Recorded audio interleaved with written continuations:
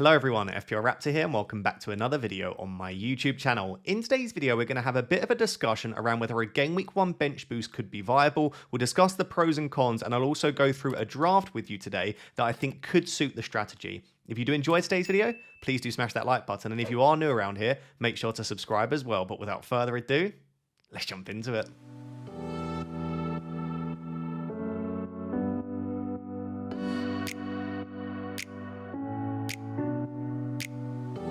So I know a lot of people will click on this video just hoping to see a Game Week 1 bench boost draft and to compare that with theirs, and if that is you, I absolutely don't blame you at all. Feel free to skip to the next section if you're just here to see the draft. Time is precious, I completely understand. I always timestamp and chapter my videos, so if you click down below you'll be able to skip to that section. But I think most people hopefully should stick around for this discussion because it's worth thinking about, like, why would we want a bench boost in Game Week 1? What are the pros and what are the cons as well? Because as much as you want to start the season well, you also want to try and play your chips at the best possible time. And I also think this will help to contextualize some of the picks that I have in that draft, because at first glance they might look a little bit strange, but I've tried to think through these pros and cons, and as such, sort of structured the draft in a very specific way. So hopefully that all makes sense. And do make sure to subscribe as well if you're excited for the preseason content to be fully underway. So why are we even discussing a Game Week 1 bench boost? Because listen, every season we have a bit of a chat around it, but this season, if you've missed it, the new change to FPL, one of the many changes, is that there are now 2 of every single chip. So we have 2 bench boosts, 2 triple captains, 2 free hits, and 2 wildcards. The first set of each chip you have to use between Game Weeks 1 and 19, and then the second of each chip you use between Game Weeks 20 and 38. You can't carry them across to the second half of the season. That means that you have to use a bench boost between Game Weeks 1 and Game Weeks 19. And of course you could use that later, but what that probably means is that you probably won't be using this bench boost in a double game week unless there are random postponements which can happen, because we don't usually have doubles in that first half of the season. So, if you're going to use it in a single game week anyway, why not play it in Game Week 1? It's at least a little bit of fun, right? So let's discuss the pros of using a bench boost in Game Week 1. The first being, you can change all 15 players right up until the deadline. It's essentially a wildcard week. We always say you should try and bench boost after a wildcard because there's less that can go wrong, because you can change your team right up until that deadline. If you were to bench boost in, say, randomly, I don't know, Game Week 10, you can use free transfers into the lead up to that, and you can take hits, of course. But let's say the week before you plan on bench boosting, you hit 3 or 4 massive injuries or suspensions to your team.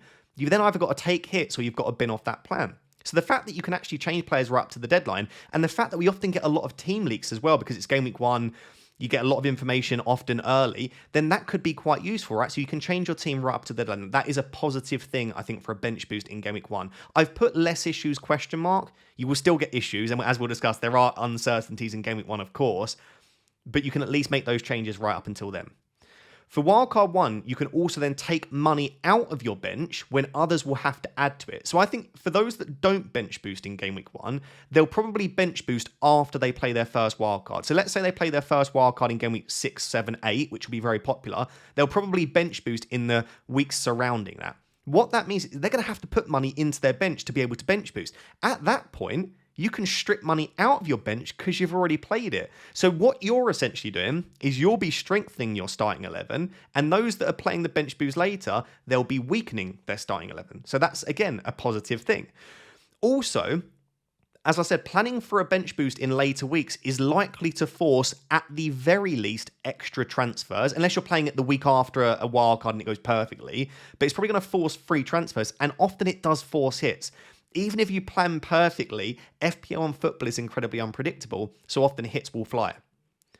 Of course, another pro, you start the season with a points advantage. This is more of a psychological one, but it's nice to start the season well, and I often think I make better decisions when I'm from a point of sort of strength, rather than when you're chasing. If you start the season poorly, your head can essentially go. That could be quitting FPL, it could be making bad decisions, it could be taking hits. But if you start the season well, you almost not necessarily even play safer, but you just play better because you're from a position of strength. So I think there are tons of really good reasons to play the bench boost, and one is just having a bit of fun. It's always fun and exciting having a chip active in Game Week 1.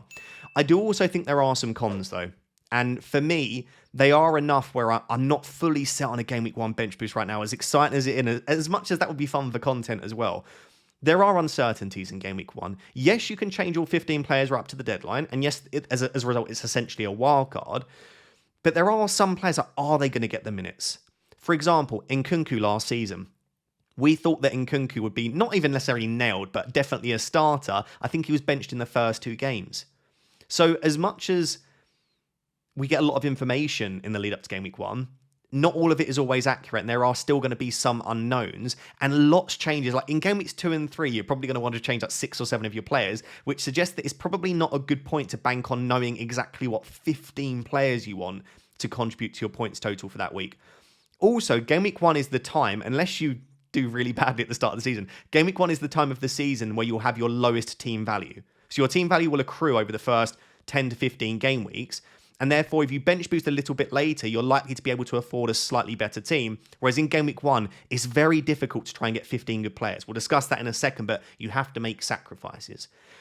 I think the key thing for me, though, is the way that the fixtures have aligned. It is very difficult to build an unbelievable Game Week 1 bench boost where you're targeting all of the good teams, all of the good fixtures, whilst also having a really good team in Game Week 2 and Game Week 3. For example, in Game Week 2, West Ham and Chelsea face each other. You probably want to start the season with a couple of Chelsea players, let's say like a Palmer or a João Pedro, maybe a Cucurella or a Sanchez, but also West Ham play Sunderland in Game Week 1. So you might want a Wan-Bissaka, Areola, and a Bowen, but then they face off in Game Week 2. Same with City and Spurs. You might want a Solanke or a Kudus against Burnley or a Van de Ven, but then you're also probably going to want a Gvardiol, maybe an Erling Haaland. So when you look at Game Week 2, like if you build basically the perfect team for Game Week 1 for a bench boost, Game Week 2 or Game Week 3, depending which players you pick, it doesn't look particularly ideal. And then you're probably slightly less flexible than those that aren't bench boosting because you've got a little bit more money tied up on your bench. So it requires extra transfers to try and sort the team out. Sort of slightly linked to that, you are probably forcing yourself into either an early wildcard and or an early free hit. Probably the former. I would say if you're bench boosting Game Week 1, you do very well to wildcard any later than about probably Game Week 4. And I actually think a wildcard in 2 or 3, for a lot of people if they bench boost Game Week 1, might be the optimal strategy. You bench boost in Game Week 1 and you just wildcard out of that. Take the money out of your bench immediately, get a team that looks good for sort of Game Weeks 2, 3 onwards. But then the issue with that strategy is, again, how do you know what team you want for the rest of the first half of the season in Game Week 2? You need more information at that point. So you're going to be in a tricky position where you either carry a suboptimal team a little bit longer to get more information, or you have to wildcard early, take lots of risks and make lots of guesses, and as a result, it's probably not going to be the best wildcard. So there's like 7 minutes or so just basically saying that, listen, there are pros and cons. I think it is absolutely even more so than normal because, again, you'll get that second bench boost from Game Weeks 20 onwards. I think it's a viable strategy. I really like it. I think it will be popular, but for good reason. And I am tempted myself. But as of right now, I'm just struggling to build a draft where I think it looks really good for Game Week 1 to the point where I actually really like it as a bench boost. And it doesn't force me into an early wildcard because whilst we might wildcard anyway, I've wildcarded in Game Week 3 or 4 before plenty of times, but I don't want to be forced into that because I built a bad team in Game Week 1 that can't carry me through. I would rather make that decision from a position of strength rather than planning for it. So there we go. Those are the pros and cons of bench boosting Game Week 1. Hopefully I've given you a little bit to think about. Let's now take a look at that draft. And hopefully, like I said, that will help to contextualize some of those picks. So guys, let's jump into the draft. I will just say that I've obviously tried building a good 15 here, and in all honesty, I gave this a lot of thought. I spent a couple of hours planning ahead, looking through future game weeks, thinking about combinations of players. So I've given this plenty of thought, but it is still very difficult even with all of that thought. And I'll discuss some of the difficulties that I had. But the one thing that I tried to achieve with this draft is making a team which looks good for a bench boost in Game Week 1, but does not stitch you up in Game Weeks 2, 3, and 4. So I've looked ahead. This team, it doesn't look perfect in Game Weeks 2, 3, and 4, but I don't think you would get to those game weeks with a similar team to this and think, what have I done? Because there are certain variations that I went with where I just built a really, really, really good bench boost in Game Week 1, like an unbelievable team. And then I skipped ahead to Game Weeks 2 and 3, and I was like, that team is an absolute horror show. So I've tried to find a balance here. And so when we move on to the goalkeepers and the defenders, obviously we've got 2 goalkeepers, 5 defenders, because all of them get points. All of these players, or a lot of them, especially in the starting 11, they have really good fixtures, or at least decent fixtures, for the opening 3 weeks. So when I look specifically at Sanchez, Williams, Gvardiol, and Tarkowski, so a goalkeeper and 3 defenders, you could start those 4 in all of the 3 opening weeks, and you would have absolutely no issue at all. So we spoke about Chelsea's fixtures in the previous videos. They've got really nice opening fixtures. You can comfortably play them for the opening 4 or 5 game weeks, and they're obviously a good enough team that even when they do have a tricky fixture, you still back them to do quite well. Their defensive data was really solid last season too. So Sanchez, you could conceivably start him in every single game week. And then with those other 3 defenders, Nico Williams has Brentford at home, Crystal Palace away, and then West Ham at home. So 3 fixtures you'd be happy playing him. Gvardiol's got Wolves, Spurs, Brighton, and then Tarkowski's got Leeds, Brighton, Wolves. Those are fixtures where you could just comfortably play them. So you're not going to be hugely stitched up with your goalkeeper and defence situation. And then with the other goalkeeper, Areola, you're basically picking Areola in there for an okay backup at a cheap price, and he also plays Sunderland away in Game Week 1. So again, it does look pretty nice for the bench boost. For the other 2 defenders, I'm mainly picking them because I think they've got good fixtures at home in Game Week 1, and they both offer really nice stuff. So I'm going to absolutely butcher his name, but De Kuiper, I think it's how it's pronounced. I saw someone say it's not De Kuiper, and if you watch the Sky Sports clip where the pundit called him De Super, I'm pretty sure it's not that either. So let me know down below how much I've butchered that. But De Kuiper, he's a very attacking left back. He's got lots of attacking returns in the Belgian Pro League. He's a player that's very, very exciting. Not particularly from what I've heard, a great defender, but he will get forward a hell of a lot. And I think if you think of what Estepinian has done in the past from in that left-back role, he could be very exciting. Fulham at home's a good fixture, and then he even has Everton in Game Week 2. So I think he's really excited and could do quite well. I like the fact that he's playing at home. And with Van de Ven on the bench, he's playing against Burnley. It's a great opening fixture. And I also think the defensive contribution points and the changes to the bonus points, I could see Van de Ven doing quite well. I've seen a couple of Spurs fans suggest that he's not fully nailed, so that's something to consider. You could always just go for Wan-Bissaka rather than a Van de Ven there, and that would be absolutely fine on the bench too. I just wasn't sure if I wanted to go double up on the West Ham defence against Sunderland away on the opening day. It feels like that could be a game where Sunderland at least grab a goal. So that's the situation. In terms of why I've chose Williams, Gvardiol and Tarkowski, it's obviously not just the fixtures. Williams took quite a few set pieces for Nottingham Forest last season, and he was also decent for bonus points. As long as he continues to start, which I would imagine he does, I think at 5 million he offers great value. And again, those fixtures over the first 5, apart from Game Week 4 where you could bench him, they're really nice for Nottingham Forest. We know why Gvardiol's great. Even at centre-back, I think he'll get tons of points. And then Tarkowski, he's been the talk of the town. Again, this addition where defenders get points for clearances, blocks, interceptions and tackles. If they reached 10 of those combined, they now pick up 2 FPL points. Tarkowski would have been the leading defender in FPL for CBIT, or for defensive contribution points. I think it was an additional 42 points or something crazy like that he would have picked up through defensive contributions.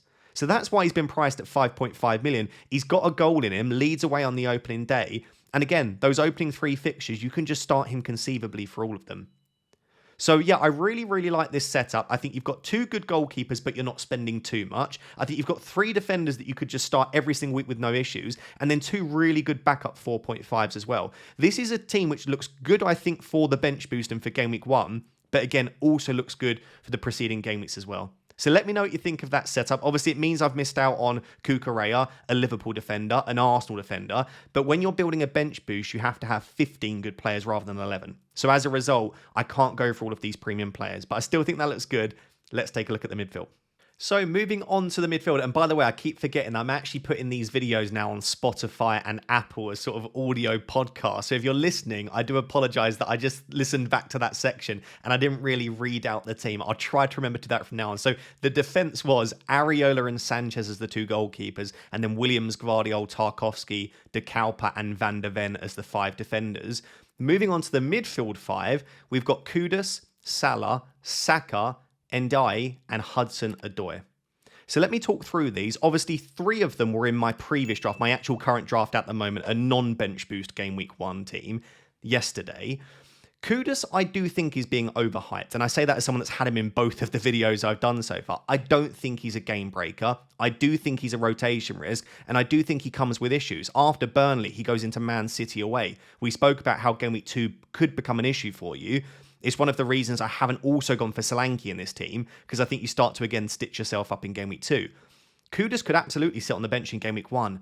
I just think he's too good to do that. And I love that he can play left wing, right wing, or as the 10. I've seen a lot of people say that actually they think that he'll favour Thomas Frank, Kudus as the number 10, maybe rotating with a Kulusevski. I know they've got Maddison and they're looking to pick up Gibbs White as well. So there's lots of players. On the left, they've got Heung-min Son they can play. On the right, they can play Brennan Johnson. So no, Kudus isn't nailed. But at 6.5, I struggle to see many standout options. So I don't mind him. He's been in a couple of my drafts. He could well be there for my Game Week 1 team as well. But I acknowledge all of the issues associated with him. And if you sit there and say, I don't trust Spurs and I don't trust his minutes, I would find it very difficult to argue with that. But I also think he is very exciting. And on his day, he can do incredibly well.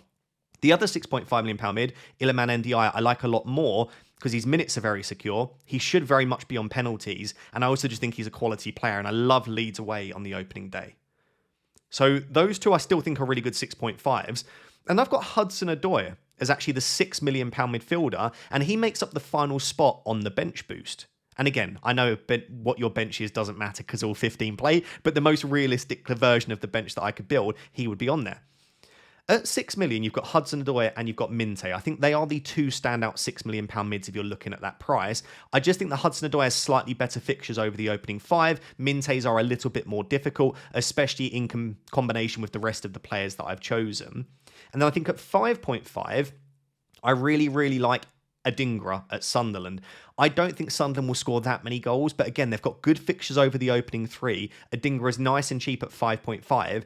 The concern I had with Adingra is I've also got Areola. And whilst you can't avoid clashes in FPL every week, there will always be clashes. I'd rather avoid clashes as much as I can if I'm playing a bench boost where all 15 players get me points.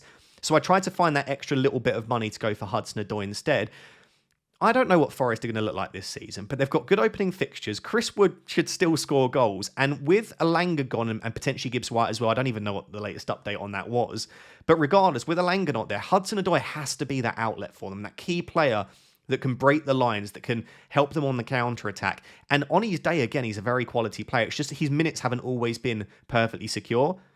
But assuming that we think he'll start in Game Week 1, let's see what happens in pre-season and in terms of signings. Brentford at home's a good fixture. No Thomas Frank for Brentford. They've lost Brian Mbeumo. They might lose Wissa. I think they are a team that will be a little bit wounded and a little bit weaker this season. So I really like Hudson-Odoi as an option. I think at that price, he's probably your best bet. So what that means is that my bench boost would be Sanchez, Hudson-Odoi, De Kalpa, and Van de Ven. You could obviously put Areola on the bench if you wanted to, but that would be the rough bench boost. It's 4 players playing at home. It's 1 player, a midfielder that can score goals and has a decent ceiling. You've got an attacking defender in there. You've got Van de Ven against a newly promoted team, and then Sanchez playing for a very good defence. It's not an amazing game-breaking bench boost, but then again, if you try and do that, you stitch yourself up for Game Week 2. So, of course, you could build a better bench boost and a better 15 and then just commit to a wild card in 2. That's absolutely fine. But this draft essentially leaves you open to hopefully delay the wild card a little bit. That then means that the 2 premiums are Salah and Saka. I don't need to discuss Salah. He's fantastic. You could, of course, go without Salah, spread the money and build a much stronger 15. I just don't think it's worth it. I would want Mohamed Salah, and I think you can still build a really good bench boost team with Salah in it. So why would you go without? Saka is there, firstly because he's slightly cheaper than Palmer, and that 0.5 was really helpful. There's a discussion to be had about whether we go for Saka instead of Palmer. Man United and Leeds as the opening 2 games are really good. After that, he has Liverpool and Man City in 2 of the next 3, which it makes it a little bit more difficult to justify having him over Palmer, who's got a much better opening 5 overall. But Saka on his day is exceptional. Takes set pieces, might still be on penalties. We need to see if he takes him instead of Gyökeres, which is apparently now a here we go at the time of recording from Fabrizio. But I just know what Saka can do. It almost, I wouldn't say he's fixture-proof per se, but even in the bigger games, he can often return. And I expect Arsenal to have a very strong season. So I quite like the idea of a Bukayo Saka in there instead of Palmer. And again, in this draft, I really needed that extra 0.5 to afford everything else. I think it's a strong midfield. I like having the 2 premium structure. I think having the 2 6.5s at that price point's nice. And I think the likes of Hudson-Odoi, Minte and Adingra, they could offer nice value at that slightly cheaper price. I struggle to find any other cheap mids out of those 3. I know people are looking at a Caicedo due to defensive contributions. Maybe he could do fairly well for you. There are some other players I've seen floating around, but I think the cheap budget midfielders are It's a really sparse group to choose from at the moment. Hopefully, more options emerge during pre-season. But as of right now, this is the midfield I've chosen. I think it's decent enough. Let's look at the 3 forwards and then consider the team in its entirety. So guys, before we move on to the forwards, a lot of you will know that alongside making YouTube videos, I'm also doing a PhD in sports psychology, specifically looking at the role of virtual reality in football. I'm coming towards the end of that PhD now and currently collecting data for my final study, and that's where I'm hoping some of you could help out, as I really need participants to take part in that study.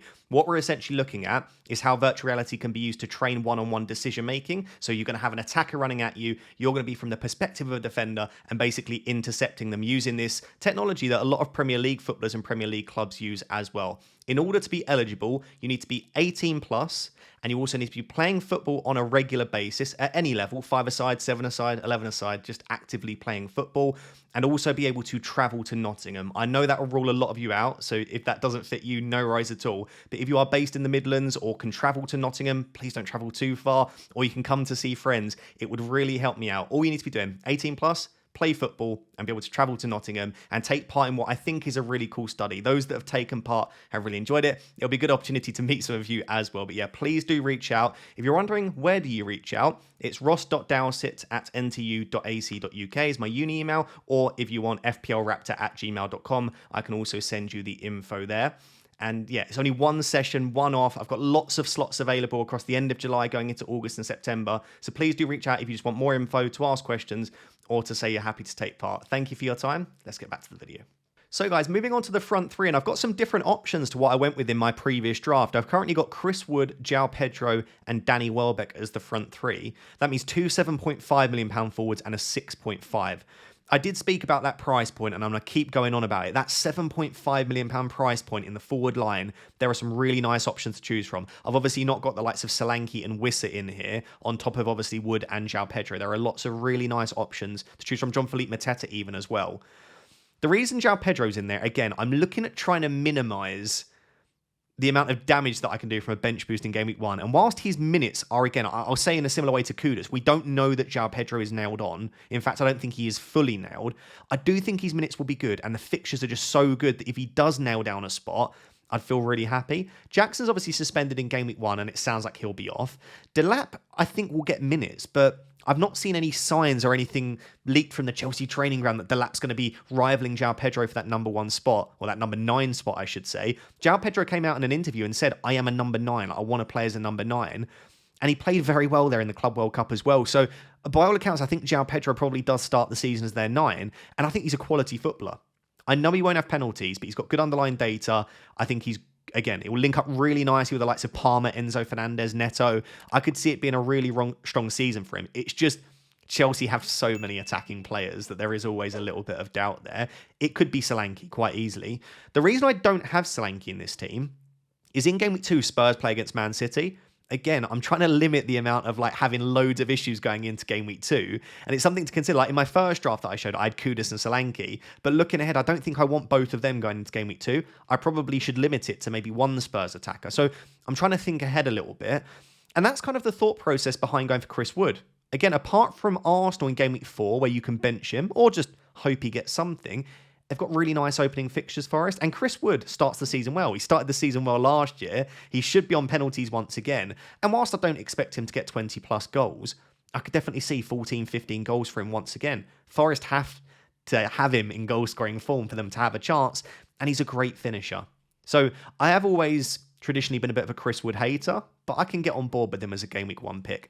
That meant that I had about 6.5 million left for a forward spot, and in comes Danny Welbeck. Again, should be on penalties. No João Pedro there, so you would expect him to be so. As long as he starts as the number 9, which we think he will, Fulham at home and then Everton away in the opening 2, they're not that bad. And actually, after the Man City game, Bournemouth and Spurs aren't awful fixtures either. When I first looked at the Brighton fixtures, I thought, they're not great. But actually, upon reflection, I was just looking at the colours. In all honesty, we do this a lot. We're like, there's no green fixtures. But they're not that bad. And Brighton are a team which, it could go either way with Brighton, but I could also see them having a really strong season. So I guess let's see. But at that price, I don't really see many viable alternatives. You have to go up to 7 million to get Eva Nilsson, or up to 7.5. I don't see any 6s or 5.5s that stand out that much. You've got Beto, but does he start every game? Do I want double Everton attack? Not really. Welbeck just does the job. So in game week 2, when Kudus has got Man City, you bench Kudus. In game week 3, when Welbeck's got Man City, you bench Welbeck. In game week 4, when Wood's got Arsenal, you bench Chris Wood. So each week there is someone that has a pretty tricky fixture, but most of the time you've got someone to cover that. By the time you do get to game week 4 and 5, they're like, you've got double Forest attack against Arsenal. That's not great. Then you might have to start making transfers, but that will be the case for anyone. I do think looking ahead, this team won't hopefully stitch you up again too much for the preceding game week. So listen, I think it's incredibly strong. I would love to know what you think of it down below. What do you like? What don't you like? If I was to sit here and try and criticise it, what could I criticise this for? No Arsenal defence, I don't love. Only one Liverpool, again, I don't love. A little bit weak in midfield, right? No Palmer in there. Then you've got 3 cheap midfielders, again, not ideal. You also don't have any forwards more expensive than 7.5. So there's no Bowen, there's no Watkins, there's no Isak. That's obviously not ideal. But other than that, I think it could do fairly well. So yeah, let me know what you think of it down below in the comments. Feel free to give it a rating out of 10. And if you are bench boosting in game week 1, tell me how much it differs from your squad and which players you think I've maybe overlooked for this draft.